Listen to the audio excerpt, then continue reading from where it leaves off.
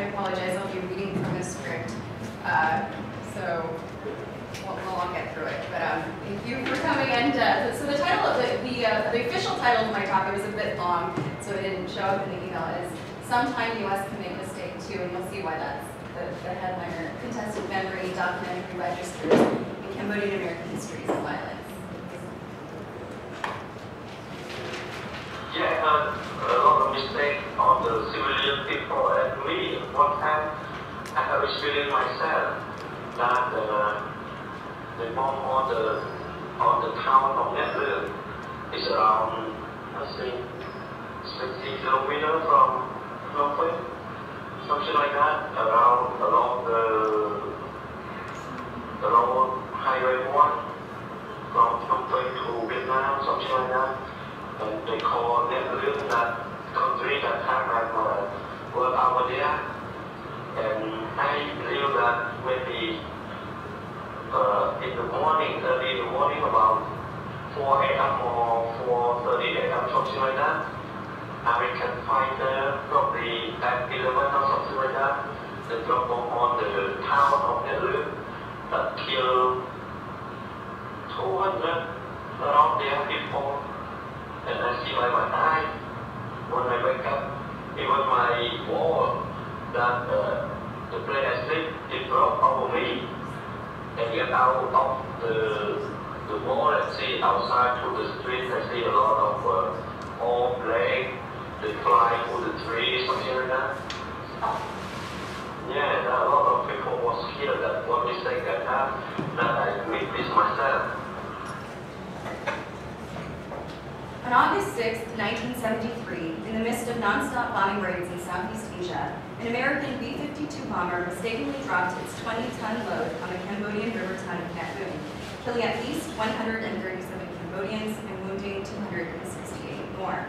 The unprecedented destruction of this accidental bombing, in addition to the loss of Cambodian lives, over 2/3 of the town was razed or heavily damaged, quickly became what many newspapers of the time dubbed the worst bombing error of the Indochina War.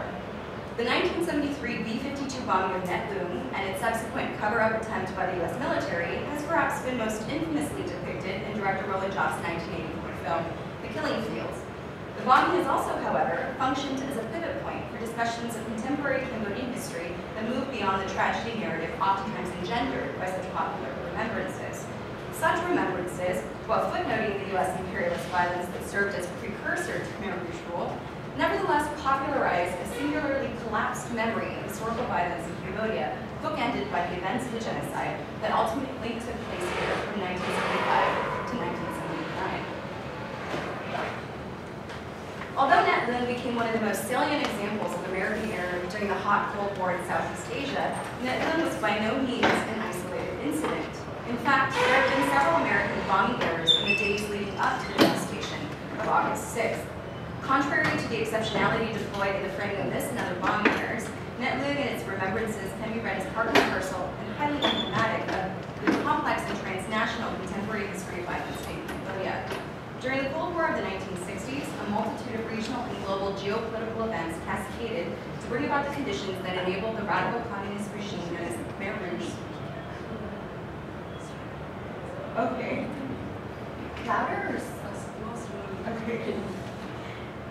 During the Cold War of the 1960s, a multitude of regional and global geopolitical events cascaded to bring about the conditions that enabled the radical communist regime known as the Khmer Rouge to come into power, ushering in the period of time William Shawcross has come to refer to as the Cambodian Holocaust. During the Vietnam War of the 1960s, many North Vietnamese retreated into sanctuaries in Cambodia. Prince Sihanouk, head of Cambodia's constitutional monarchy, adopted an official stance of neutrality at the beginning of the Vietnam War. In 1964, under President Johnson's administration, the bombing of Cambodia began in an attempt to draw back the North Vietnamese that had retreated there. Diplomatically and selectively, taking into account Cambodia's neutrality, President Johnson did not allow U.S. ground troops into Cambodia. This changed, however, in 1969 with the administration of President Richard Nixon. In 1969, Nixon escalated the bombings begun under Johnson into secret, sometimes indiscriminate bombing campaigns aimed at destroying the mobile headquarters of the Viet Cong and the North Vietnamese army in the Cambodian jungle. On December 9, 1970, after an arguably unsuccessful joint U.S.-South Vietnamese ground invasion of Cambodia, Nixon met with his national security advisor, Henry Kissinger, to discuss further amplification of the ongoing bombing. 5 minutes after this conversation ended, Nixon called General Alexander Haig with the following message. He, referring to President Nixon, wants a massive bombing campaign in Cambodia. He doesn't want to hear anything. It's an order. It's to be done. Anything that flies or anything that moves. You got that? In 2000, President Clinton released extensive Air Force data on the American bombings in Southeast Asia from 1964 to 1975. The data release showed that the bombing was nearly 5 times as extensive as previously thought. 2,756,941 tons were dropped on Cambodia. Owen and Kiernan give the following comparison for perspective. Quote, the Allies dropped just over 2 million tons of bombs during all of World War II, including the bombs that struck Hiroshima and Nagasaki, 15,000 and 20,000 respectively. Cambodia may very well be the most heavily bombed country in history, end quote. Previously, about 50,000 to 150,000 Cambodians were estimated to have died from American bombing. Given the revised data concerning tonnage dropped in Cambodia, this number must be higher, with estimates ranging up to 500,000 deaths in a country at the time of about 7 million. Along with the deaths of Cambodians, the U.S. bombings contributed to driving the North Vietnamese further inside Cambodia, as well as to the mass exodus of an estimated 2 million displaced peasants from the countryside to the cities. Malnutrition, inflation, and military corruption added to the growing discontent of rural refugees. The political situation in Cambodia became increasingly destabilized, and in 1970, Prince Sihanouk was deposed in the U.S.-backed military coup, in the U.S.-backed Lina coup while outside the country. This began a 5-year civil war in Cambodia. In response to the coup, Sihanouk officially aligned himself with the Khmer Rouge coalition backed by China. This move legitimized the Khmer Rouge, whose members were galvanized by the destructiveness of U.S. bombing campaigns, and whose political platform came to lean heavily on anti-U.S. imperialist rhetoric, and allowed for the group's eventual takeover of the government. From April 17, 1975 to January 7, 1979, during the Cambodian Holocaust, approximately 1.5 to 2 million died under the Khmer Rouge regime from starvation, disease, illness, murder, or torture. Remembrances of Net Luang, thus, whether in the form of mistake, an unfortunate miscalculation in U.S. efforts to contain communism preceding the real tragedy of Cambodian history, or example of the violent disregard of U.S. interventionism in Southeast Asia, highlight a politics and dialectics of memory, whereby the act of remembering is simultaneously constituted by, yet also productive of, the act of forgetting. There are few mainstream historical accounts of the Cambodian genocide in contemporary Cambodian history that do not mention the U.S. bombing campaigns. Indeed, several accounts concretely articulate the bombing campaigns and U.S. interventionism as the most significant factor in the rise of the Khmer Rouge. However, regardless of whether mention of the bombing campaigns is done innocuously as part of a timeline regarding Cambodian history, or explicated as a contributing factor for the decimation of millions in the genocide, or even centered, perhaps ironically so, as in the case of William Shawcross's Sideshow, U.S. imperialism continues to be elided by a particular and selectively comparative rubric of violence that relegates absolute atrocity to its racial others, while justifying and individualizing its own intentions through the deployment of U.S. exceptionalism. Centering Lisa Yoneyama's discussion of the dialectics of memory, especially regarding what she terms the forgetting of forgetfulness, and the production of historical knowledge regarding Hiroshima, and Jody Kim's notion of the protracted afterlife of the Cold War, the following presentation now turns to 3 official and unofficial documentary registers regarding historical violence in Cambodia. In Hiroshima Traces, Yoneyama engages the study of Hiroshima memories that moves beyond remembering and forgetting, but questioning why and how we remember, for what purpose, for whom, and from what position we remember, disentangling the processes that have produced post-war forgetfulness about the Japanese nation's recent past. For grounding a Benjaminian dialectics of memory which positions historical knowledge about the past as, quote, critically germane to present struggles for social change, end quote, Yoneyama outlines the critical danger in the contemporary, quote, hegemonic process in the production of Japan's national history that moves beyond amnesia, beyond the mere suppression of past knowledge, end quote. Referencing Adorno, Yoneyama explicates a process of what she calls amnestic remembering, whereby current acts of remembrance and partial acknowledgement of pre-war Japanese empire in Asia and the Pacific function to tame rather than redress the nation's past history of violence. Rather than an accounting for the past, a reckoning with the ways in which the past holds currency for the present, rote recognition of pre-war Japanese military and colonial crimes instead reflects what Yoneyama disclosed to me in a personal correspondence as the ultimate foreclosure, the desire to turn the page of historical time in order to wipe such memories from such events from memory. Like the absorption of pre-war Japanese war crimes into a, quote, mainstream national historiography, which remembers Hiroshima's atomic bombing as victimization experienced by the Japanese collectivity, or into the equally pervasive, more universalistic narrative on the bombing that records it as having been an unprecedented event in the history of humanity, end quote.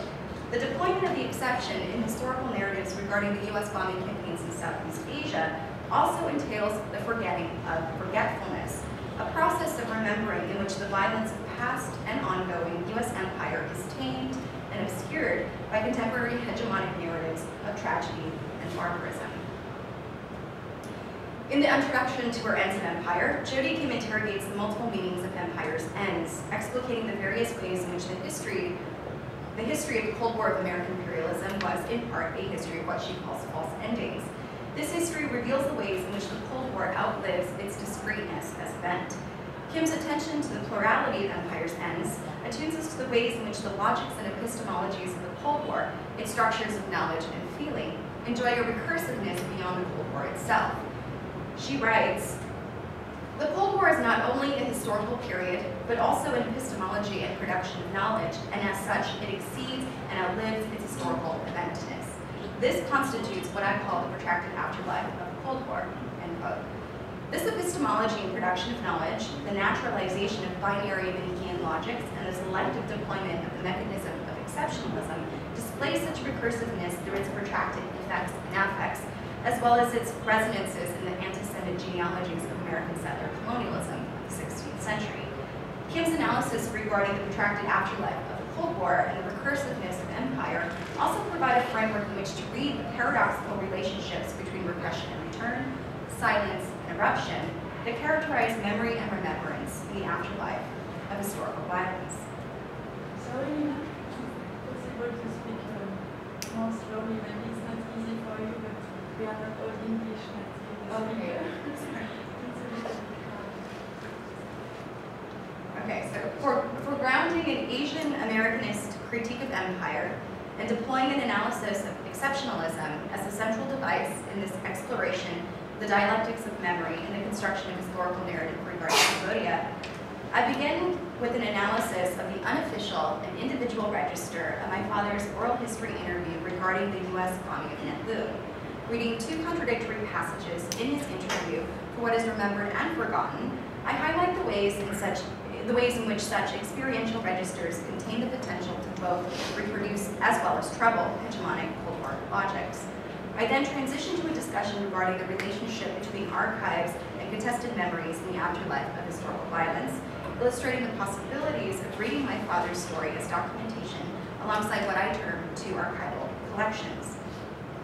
Analyzing how these two archival cases, one official and one unofficial, differentially fulfill the traditional archival purposes of documentation, transparency, and accountability, I turn to an engagement with the ways in which these archives and the relationships of power that constitute them might function to produce different claims to historical truth in the afterlife of violence. Following Yoneyama's discussions of forgetfulness and the political implications of remembrance, my intention is not to read these three documentary registers as acts of commemoration, highlighting some objective truth that has been suppressed and recovered.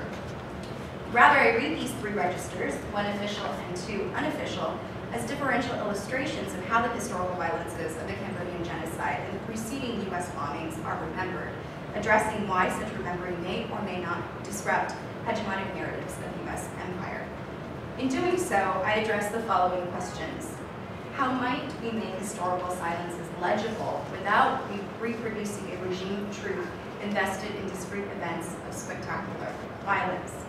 In relationship to protracted afterlives of historical violence, how might we also do so without reifying a narrative of U.S. exceptionalism that allows us to forget the ongoing violences of militarism and empire?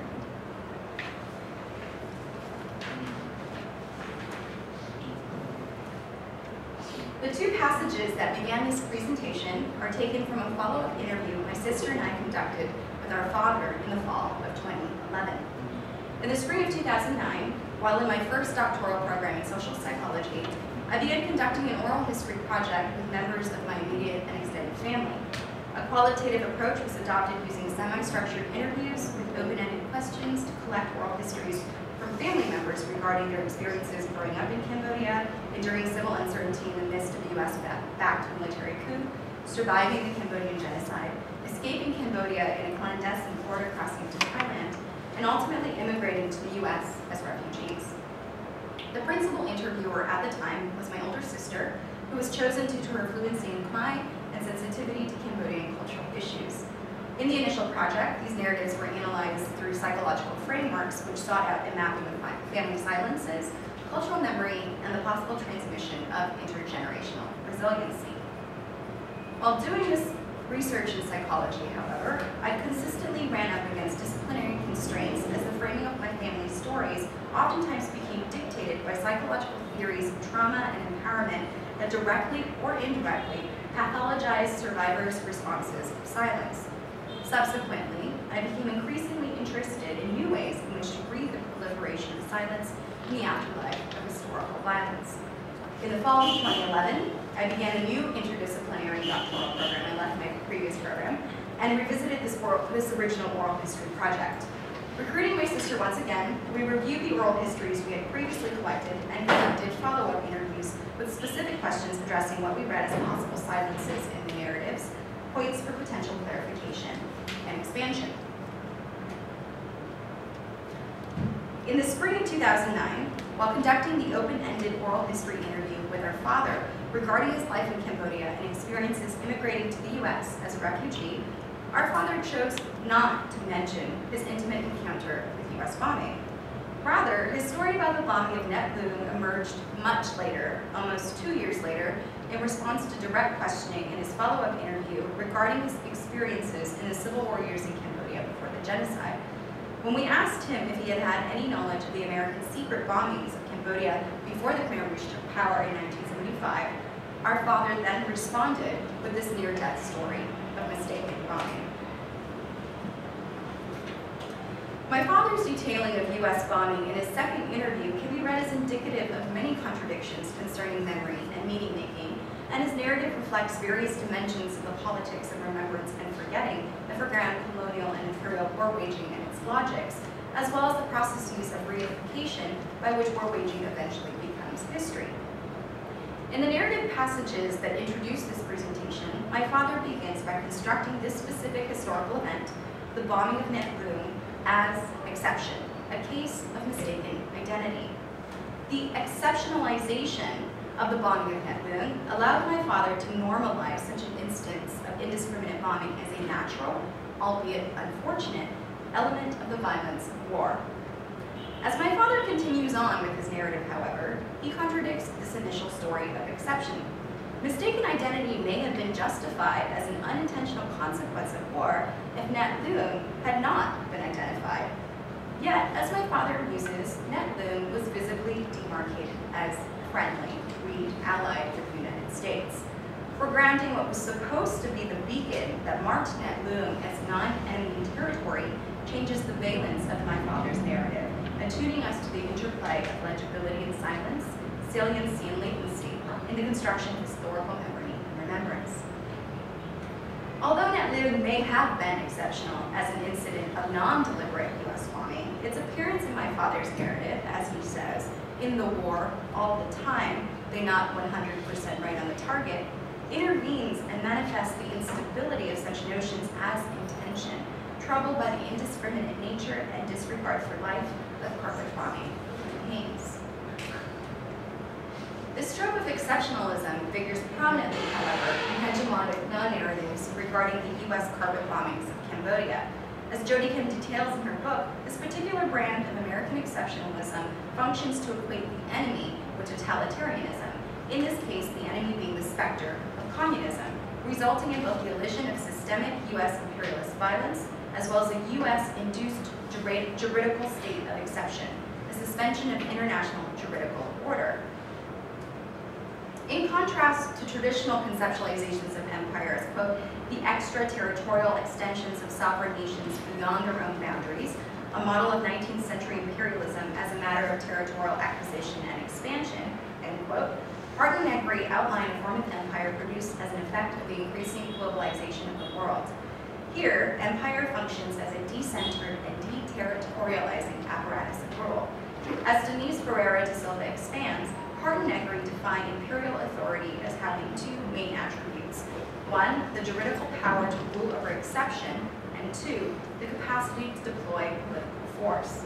De Silva iterates, quote, unlike previous imperial political formation, the sovereign of the present global configuration is a form of supranational juridical authority which employs the right to intervention, or in other words, the moral authority to declare just wars.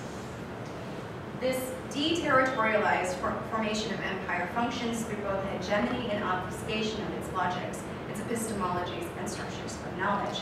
As Tadir explicates, the contemporary formulation of empire naturalizes its constitution through its operations of power, its deployment of the exception, and its rule over, quote-unquote, reason, the power to define, quote, humanist freedom and enlightenment, justice and equality, prosperity and progress, end quote.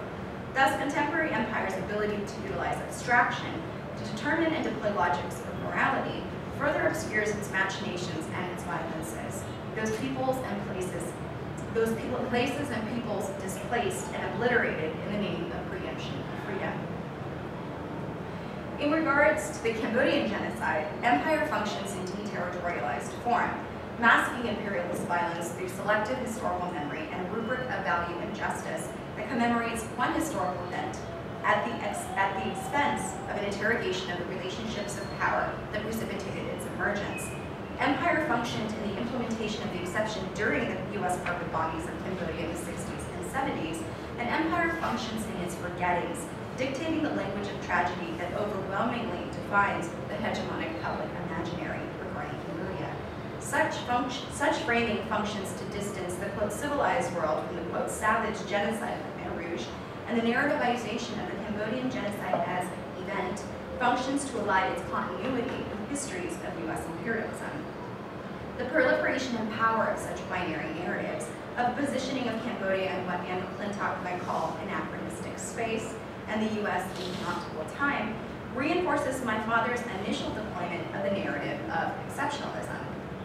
However, as my father's assertion regarding the unfortunate yet exceptional status of Neptune gives way to perilous memory with potential to contradict the logics of imperialism, we also come to see the ways in which historical illusions might travel as latencies, always already containing the possibility of eruption. Building upon Tifu Jitani, Jeffrey White, and Lisa Yokoyama, Keith Camacho conceptualizes public memories as precarious or endangered memories in need of recuperation, and as memories that continue to generate a sense of danger for various peoples throughout the Asia-Pacific region. Examining Chamorro public memories of World War II in the Mariana Islands as understudied and marginalized histories of the war that have been obscured by official histories, Camacho illustrates the entangled nature of both cultural memory and history-making, illuminating in complex and complicated ways power informs both individual and collective forms of remembering. This framing of marginalized public memory as perilous memory and history as inextricably bound to such memory construction echoes in the contradictions of my father's narrative regarding the mistake of the U.S. bombing of Cambodia. Like the official narratives of World War II, Camacho references that construct the war as a history of American and Japanese colonialisms in the Pacific, eliding the war's effects on Pacific Islanders in the Pacific, official narratives of America's Cold War and its corollary, the Vietnam War, function to obscure the violences of imperialism enacted by the U.S. throughout Southeast Asia on Southeast Asians. Countering what Kathy Schlen-Biles terms the Cambodian syndrome, an imperial amnesia and transnational set of amnesic politics revealed through hegemonic modes of public policy and memory, in part encompassing the paradoxical non-admission of U.S. culpability before, during, and after the democratic Cambodian era, my father's subsequent remembering is experienced as perilous in its contradistinction to such official narratives. In an illustration of what Brian Thawawara describes as this little side war we were the center of, my father's remembered musings throw into relief those events that were meant to be forgotten. In doing so, my father, inadvertently perhaps, illustrates the various interconnections among historical events that have been constructed as discrete and separate, the separation of the violences of the U.S. Cold War in Southeast Asia and the violences of the Cambodian genocide of 1975 to 1979. Reading my father's narrative alongside these hegemonic historical narratives regarding Cambodia allows us to more clearly see the workings of empire and the protracted afterlife of Cold War logics, the proliferation of power, and the continued utilization and naturalization of discourses of U.S. exceptionalism. Reading my father's narrative alongside other various accounts regarding the genocide and its transnational conditions of emergence also allows us to see how histories become constructed not only by the events remembered, but by the interactions between said events and the ellipses that they generate. At this point, I would like to transition to a discussion of archival frameworks and their relationship to memory and history making, and I will be talking a little bit about Derrida, so again, bear with me. A discussion regarding the archival case and its relationship to the dialectics of memory and the production of historical knowledge may very well be incomplete without a discussion of Jack Derrida's archive fever. Although historians such as Carolyn Steedman are careful to point out the archival turn already taking place before archive fever, in fact, Steedman notes the deconstructionist term Foucault takes in the archaeology of knowledge, and here I'm quoting Steedman, who's quoting Foucault, quote, "The archive does not so much stand in for the idea of what can and cannot be said, but rather is the system that establishes statements as events and things," end quote. Derrida's articulation of archive fever's investments in origins and truths, however, as refracted through his extensive treatment of Freud's psychoanalysis as archival process, provides an intervention into naturalized knowledges and power, troubling commonplace conceptualizations of history, memory, and mobility via the archival medium. In addition to Derrida's focus on the juridical function of traditional archives, as he says, the violence of the archive itself as archival violence, in positing and conserving the law, is his attunement to the ways in which the archive and its process of archivization, although seemingly concerned with questions of the past, in the tradition of Benjamin's discussion of memory and history, really have to do with the question of the future, the question of the future itself, the question of a response, of a promise, and of a responsibility for tomorrow. Derrida's simultaneous explication of the power enfolded into the creation of archives, as well as his blurring of archival boundaries and positioning of archive as process, parallels the interventions Michel Roth-Triot makes in regards to the production of history and silencing the past. Just as the process of producing historical narratives simultaneously produces silences in the historical record, the production of archives also produces events and non-events that then project into the future. Such projection may function to reproduce power, but as Triot notes in regards to the potentiality of materializing the present's effects and affects on our interpretations of the past, such attunements to the future may also prevent the kind of house arrest Derrida associates with particular archival practices. In Archive Stories, Antoinette Burton seeks to denaturalize such a narrative of, quote, telling the truth about history through archival evidence, end quote. As Triot does in regards to history writing, Burton frames all archives as coming into being in and as history as a result of specific political, cultural, and socioeconomic pressures which leave traces and which render archives themselves artifacts of history. Through her collection of archive stories, Burton engages in Stoller's ethnography of the archive, emphasizing the recognition that all archives are figured and rematerializing the contingencies of history writing. In doing so, Burton contests what she terms archive logics, discourses of rationalization that undergird structures of knowledge and legacies that lead to, quote, the fantasy that history is or can be a delivery system for absolute truth, end quote. In foregrounding all archives as stories which produce effects, of which history is but one, Burton makes room for potentialities of multiple archive stories and affects, including the possibility of archival mediation to function as memory work. In the afterlife of decades of war and genocide in Cambodia, an engagement with archival stories and frameworks may be more significant than ever. What we see regarding the politics of memory and construction of historical narrative in the contemporary moment is a dual emphasis in regards to archives. On the one hand, we see an emphasis on what has been lost, the absence of archives, centuries of history lost prior to and during the Khmer Rouge regime, the ransacking of libraries, desecrating sacred texts, and the forbidding of writing and cultural production that did not serve the Afghan during democratic Kampuchea. On the other hand, we see an equal emphasis on the abundance of Khmer Rouge archival production, the meticulousness of Khmer Rouge record keeping, especially at infamous S21, now known as Tuol Sleng Prison, where thousands of pages of records were produced during the regime's reign, and now consequently, and perhaps ironically, are being used as evidence to indict former Khmer Rouge leaders in the ongoing International Criminal Tribunal. With such a complicated and perhaps unique context in which to explore the production of history regarding contemporary Cambodia, and these two archival narratives of loss and recovery just mentioned informing the creation of both public and institutional memory, I would now like to turn to an analysis of my next set of documentary registers.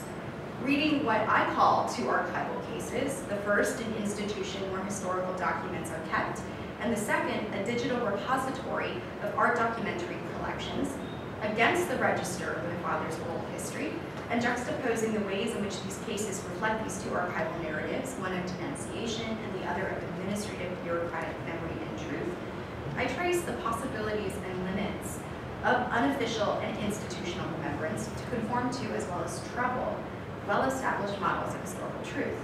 Following Derrida's theorization of archivization as producing as much as it records the event, this paper now turns to engagement with dimensions of archival work to remember and forget, simultaneously addressing the epistemic violences enfolded into processes of archival interpretation, while also yet addressing the possibilities of archival frameworks to manifest historical silences and disrupt violent historical logics, such as the deployment of the exception. My first archival case is the online presence of DCCAM, the Documentation Center in Cambodia, which I'm sure many of you know. So DCCAM is the primary archival institution in Cambodia dedicated to the documentation of the democratic Kampuchea period. It contains the world's largest repository of primary documents from this period, including various documents produced by the Khmer Rouge regime, as well as the Khmer Rouge leaders. Although currently an independent NGO, DCCAM initially stemmed from the Yale Genocide Project's Cambodian Genocide Program, a program created as a result of grant funding from the Office of Cambodian Genocide Investigations in the U.S. State Department's Bureau of East Asian and Pacific Affairs. This office, in turn, was created as a result of the April 1994 Cambodian Genocide Justice Act passed by the U.S. Congress. DCCAM is currently funded by various state bodies as well as independent institutions, including funding from the U.S. government. As stated on its website, DCCAM's two central objectives are to, quote, record and preserve the history of the Khmer Rouge regime for future generations, and to compile and organize information that can serve as potential evidence in a legal accounting for the crimes of the Khmer Rouge, end quote, resulting in what the institution considers a promotion of memory and justice. DCCAM's online presence includes two websites, a main website, which provides information regarding the institution itself and its functions, as well as a complementary website containing various collections of documents and reports, including a link to digital copies of selected documents from DCCAM's holdings in Cambodia. DCCAM's main website, which I have a screenshot up here, functions as the face of its institution, presenting a more glossy look into DCCAM's purpose as documentation/documentary center, as well as constructing a particular narrative regarding DCCAM's functionality as memory center in Cambodia, as well as internationally. DCCAM's second website functions to back its main website, serving as a detailed informational tool that provides an extensive survey of the memory institution's various projects, publications, investments, and examples of the kinds of documents available in DCCAM's archives. Aside from the selection of DCCAM documents available under the subheading Archives, which I have here, among the readily accessible resources on the second website are also a series of databases biographic, bibliographic, photographic, and geographic, from which a viewer can browse the various documents of DC Camp's holdings here in Cambodia, as well as an extensive number of uploaded copies of the organization's monthly magazine, which I'll speak about a little bit later, called Searching for the Truth, available in both the Khmer and English language. Both DC Camp's main and complementary websites advertise the archival institution's investments in documentation, evidence, accountability, and justice. Its secondary website especially conveys an emphasis on collecting truth and physical evidence in order to fulfill the juridical function of DC Camp's documentary purpose within the context of Cambodia's ongoing criminal tribunal and the trying of former Khmer leaders. Due in part to this stated juridical purpose, both websites seem to perhaps necessarily emphasize singular and discrete truths about the historical event of the Cambodian genocide. Contradictorily, an emphasis sometimes at odds with the institution's actual documentary holdings. One case in point is the juxtaposition of two articles in early issues of DC Camp's Searching for the Truth. DC Camp's monthly magazine began its first publication in January 2000 with the stated purpose of, quote, disseminating the center's work to the public, facilitating discourse on issues related to the Khmer Rouge, and otherwise promoting justice and reconciliation in Cambodia, end quote. Each magazine issue usually begins with a letter from DC Camp's director, Yu Chang, oftentimes addressing the issue of accountability for the violence of the Khmer Rouge period, sometimes in conjunction with stories from survivors of this period, and sometimes in conjunction with commentary on the International Criminal Tribunal and the former Khmer Rouge leaders to be tried. From this opening letter, each monthly magazine is a collection of articles written by legal and academic scholars, as well as various news commentators on a wide range of topics related to both the genocide of 1975 to 1979, as well as the Khmer Rouge Tribunal proceedings, formerly known as the Extraordinary Chambers in the Courts of Cambodia, or the ECCC. Magazine issues also include material from DC Camp's holdings, such as translated confessions and photographs of prisoners from infamous S-21 prison, stories from survivors collected through DC Camp's Family Tracing Project, and letters to the editor regarding the impact of searching for the truth. The two articles I would like to juxtapose for this presentation are taken from issue 3, March 2000, and issue 5, May 2000, of Searching for the Truth. In issue 3, Sophie Vichia Tien begins the article entitled Chentria Village Fell into the Devastation of War. In this article, Tien describes the simultaneous destruction of Chentria Village, located about 5 to 6 kilometers from the Vietnamese-Cambodian border,